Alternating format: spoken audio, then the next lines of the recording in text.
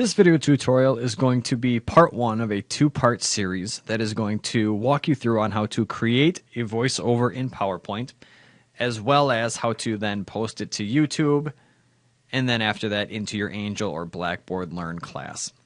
So again, this is going to be part one, which is going to deal specifically with how to create a voiceover in PowerPoint.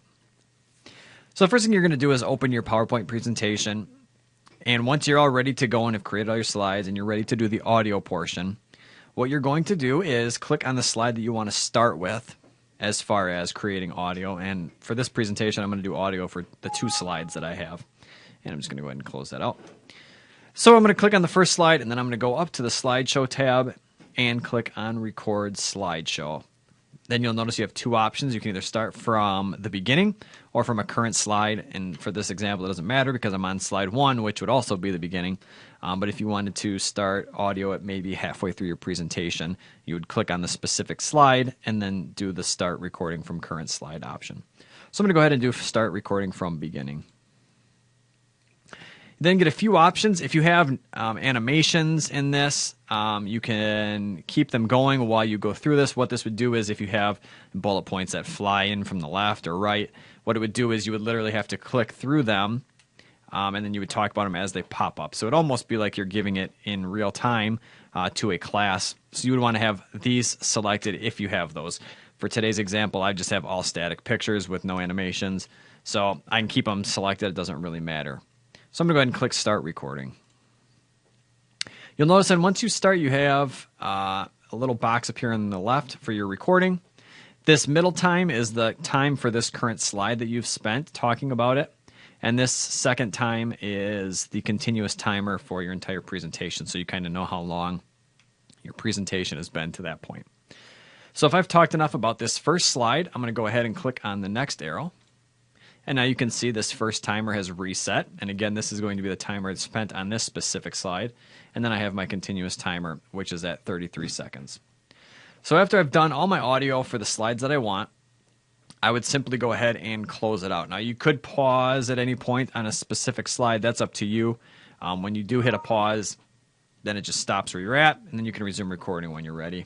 And then you can see the timers have restart. So we're going to go ahead and we're just going to close this out, which means that we are done with our last slide. And you'll notice it does take you back to this kind of different view. If we had more slides, they would be spread out in these box forms all the way across to the right and then down. So I'm going to go back down here and click on this normal view, which is probably what you're most accustomed to. So now the one thing you can notice is we have these new icons, these little sound icons in each one, and you can also see now it's on this slide. So what I could do is I could play this to see. You'll notice that once you start, you have what I had. I was starting to echo there because I was playing my file. But you can play back if you do like it or not. You could go back then up to record slideshow, and you could redo a specific slide if you'd like. But for today's example, I like both audio recordings. So now I am set to do the video file that I'm going to need to put onto YouTube. Now, I will also say if there's one specific slide, let's say in the future that you have to update the information on, let's just say maybe slide 2, this is an old logo of Concordia, and we need to update it with a new one and talk about it. What you can do is you could do an insert. So under the insert tab, you could do an audio, and you have to make sure to select the little arrow below it. And then you could do a record audio, which brings up this new audio, but this is going to be for one specific slide. So you don't have to redo your whole entire presentation. This would just specifically be for one slide if in the future you need to update the information on it. So this really saves you time so you don't have to redo the whole entire presentation. And this, again, works very similar to the other thing. You would just hit record when you're ready, and then you can hit stop.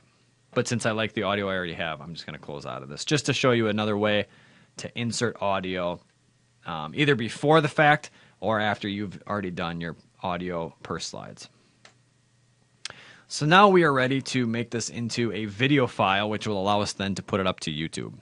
So if we go to File, and again, this is done in PowerPoint 2010.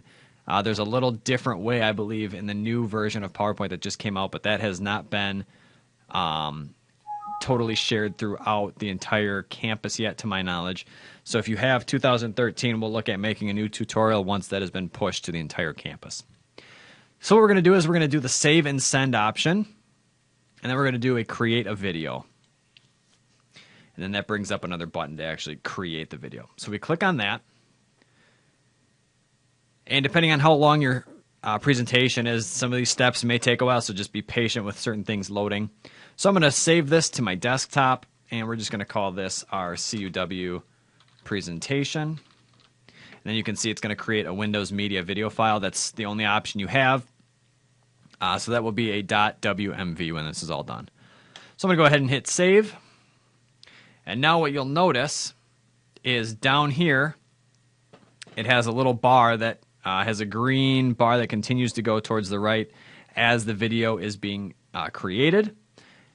Now what would happen is if you tried to close out your presentation, it will give you this message saying that you have a presentation being exported to video. Do you still want to close anyway? So we're going to want to hit no. So it's a good fail-safe in case you accidentally close it and it's not done yet. So you cannot close PowerPoint until your video has been created. So once this little area is completely gone, then you'll notice your video will be wherever you saved it. So that is how you create the voiceover in PowerPoint.